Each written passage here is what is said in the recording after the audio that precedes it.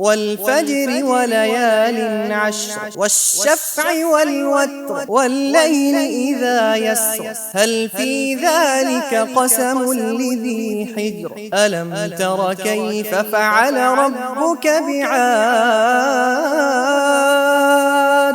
إرم ذات العماد التي لم يخلق مثلها في البلاد